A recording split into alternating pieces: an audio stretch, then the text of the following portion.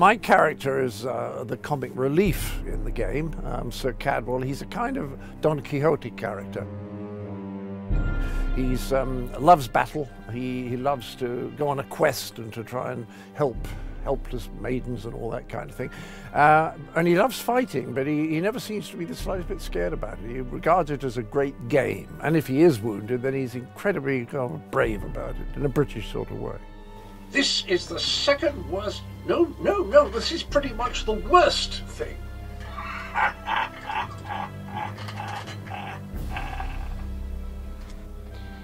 One fine day in the middle of the night, two dead kings got up to fight.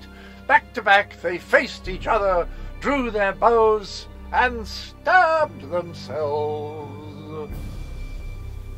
I have the honest feeling we've discussed this before, or did I already mention that? No matter. I am Sir Cadwal, the Undaunted, Knight of the Court of Coldharbour, champion of chivalry, defender of the defenceless, shepherd to the soul-shriven.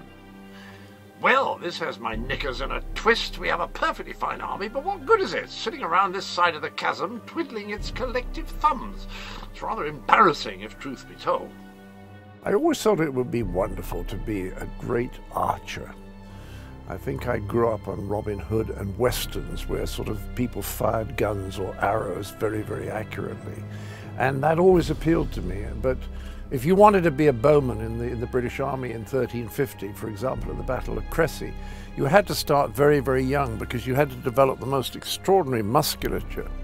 I like it when my character, Sir Cadwal, gets rather vague or confused. I like it when he says, you've been asked, tell me about yourself, Cadwal. He says, I have the oddest feeling we discussed this before. Or did I already mention that? Oh, no matter. I like that kind of vagueness. I like playing that. Based on my experience with the Elder Scrolls Online, I would definitely do another video game because I had a really good laugh. It was really fun. And I'm interested to see, not that I'm very good at playing video games, I feel like I would only sort of get to the first level and never see the stuff I've done. But it was really fun. I'd definitely do it again. I like being in the dark. I voice Queen Ayrenn in this, and she is a queen, so she's quite tough and uncompromising, but then seems to have you know, a softer side and a humorous side. And I've enjoyed all of that stuff, but I did quite like when I had to talk to somebody who turned into a cat, but I was a man. I've been a man as her twice, and that was quite fun. I wasn't expecting to have to do that, so it was nice. Outright traitors like Norian we end, no question. The problem is that traitors like Norian are only fanning the flame. If I can't win over my people, the Heritants will be dealing with me instead of the other way round. Your king needs to stop talking out of the side of his mouth. He has a lot of Dominion blood on his hands. We're not going to easily forget that, and we're certainly not going to fight by his side in Coldharbour. I think they will find my character is very fair and a very good leader, very imposing, and a great warrior, but also has a kind of softer side and a very good heart, and will be helpful to the player. I think my character is a very imposing leader and a great female, strong role model, but she's also somebody who has a lot of hardship and tragedy and betrayal going on during the video game, and I think that gives her quite a sort of sympathetic side that I think people will respond to. Video games have got better. They're much better now, like The Elder Scrolls is the best one going. I think mine's the best part, but I hope you all love it. I'm sure you will. I'll take away the love and understanding and care, and I hope they take that with them. Thank you. The character I'm playing is blind, and so I put my glasses on, and I act blind. If you look very carefully, you'll see my eyes are closed, which is very clever for me to do that. And then I flick them open now and again, just a little tiny bit, to read the lines The Elder Scrolls Online marks the second video game. Things like that, I have to read them out loud. So how on earth they expect me to play a blind man and also speak a lot leaves me, angry. I get very angry about it. Blind. Lyris, are you all right? Lyris, are you all right? How do you like that? Pretty good. Right. Indeed. But let us not get ahead of ourselves without an understanding of where we are bound. The Red Guard Swordmaster, Sai-Sahan, leader of the Imperial Dragon Guard. In truth, I feared you'd kill me where I stood if you knew who I was. You certainly wouldn't have allied with us so readily. I caused this, all of this. If Molag Bal destroys this world, the blame will be mine and mine alone. Well, I'd like to play an elf. That's the part I'd be really good at. Elves are quite short. I'm not short, I'm a bit overweight and not very tall, but an elf would appeal to me. They're funny, they're interesting, they climb trees. So an elf would be my sort of thing. I'd be an elf.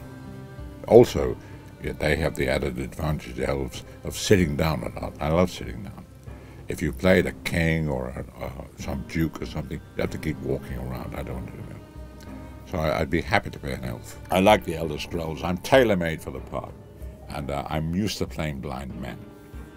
I always play blind men. I enjoy it very much.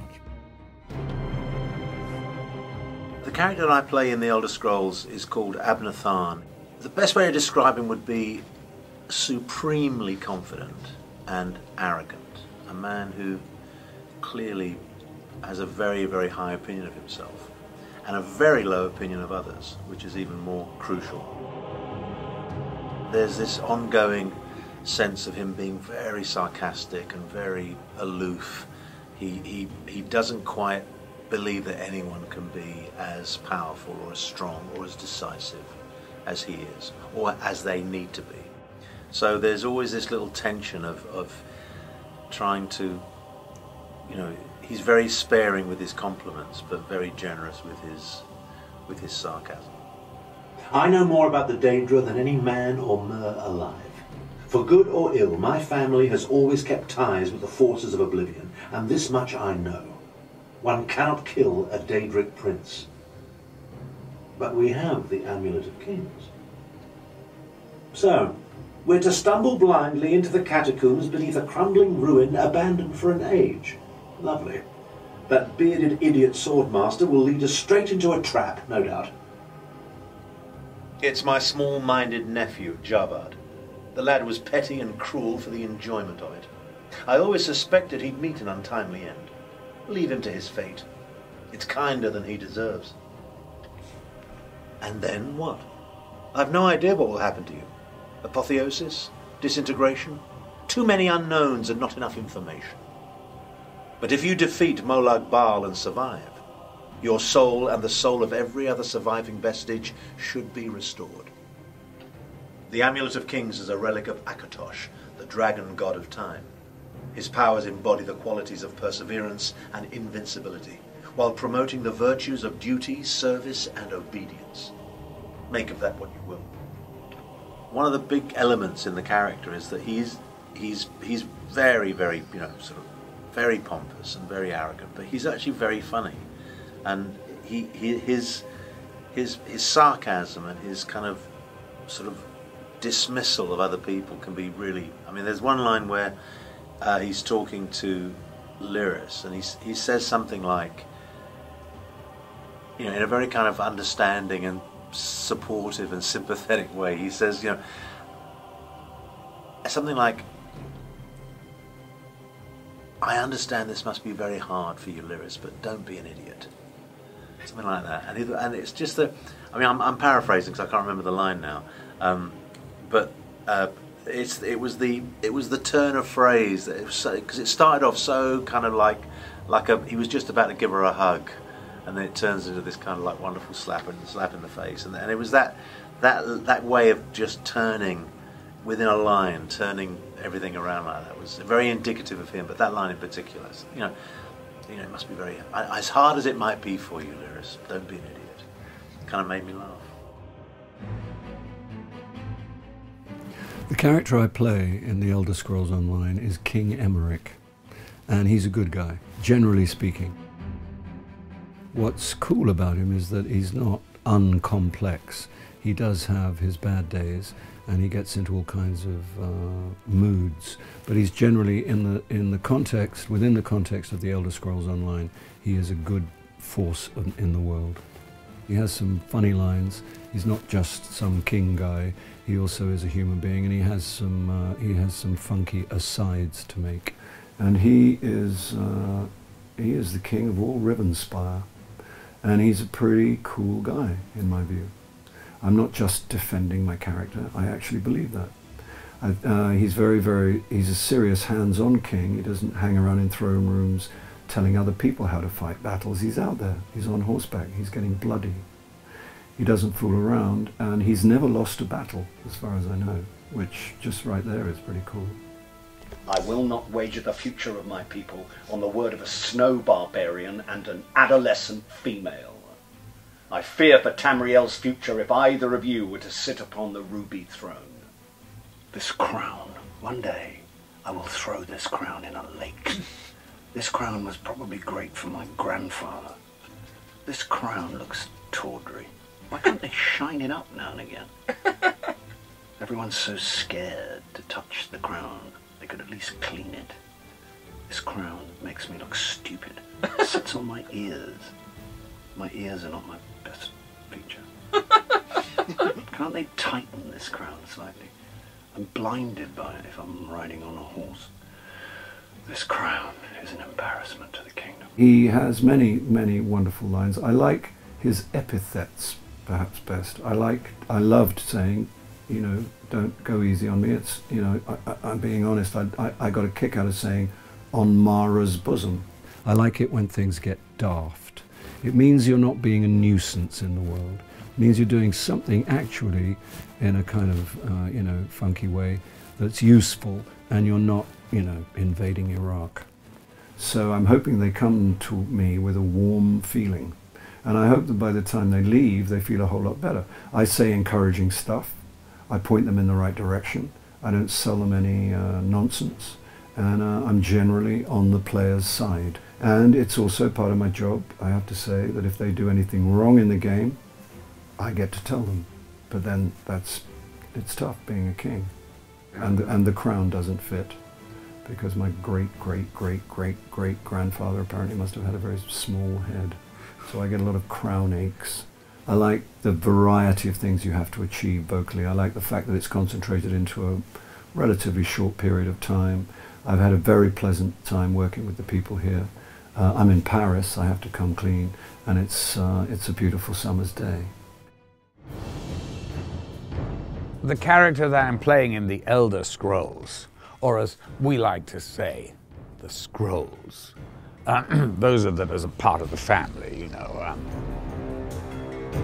Well, of course, I am playing an arch-villain, and but as I always say, you know, a piece is only as good, often, as its villain. And I think this one is particularly nasty, actually. I think he's going to beat up the player of the game quite nicely. And by the way, he's not really very polite, which I do like about him. I'm from the north of England. We're rather gruff in the north of England, and I like that. You know, no nonsense, right to it. But does he have a heart? Of course he does, yes. I mean, a villain without a heart would be a sad, sad thing. So we try and give him some vulnerability. I don't quite know what it is, but... And do I enjoy playing them? Of course I do. I mean, I'd much rather play the heavy than the hero. Submit to the will of Molag Bal. Fall to your knees and worship me. I don't need to kill you. I just need you to wish you were dead. I grow weary of your games, Meridia. I grow weary of your games, Meridia. I am God of Oblivion. You are less than nothing. I will have you, Vestige. Pathetic prophecies and trinkets of holy powers are fleeting. I am immortal. I am undying. Your world will drown in blood. All of Nirn shall be mine. I would hope, though, that people will go, wow, that guy was pretty cool. I don't want them to emulate what he's doing or saying even, but just, you know, he's got to be this threat and you know, I hope there's a little bit of humor there somewhere. He's one of those characters. He's really a beloved and sweet guy underneath all that. Your black heart pleases me, mortal. I'll leave you with a gift. And one day, you will repay me with your soul. Yes, well, the character that I'm playing in the Elder Scrolls is Molag Bal, or Little Mo for short. He's actually, how can I put this? He's I hate to use this word, but it's the only word that really describes him, a demon god. I think that actually video games, they lend themselves beautifully for movies, don't they? There's a lot of them about. I'm Malcolm McDowell, and we've been working on the Elder Scrolls, and I'm playing the part of Little Mo. He's an evil bastard.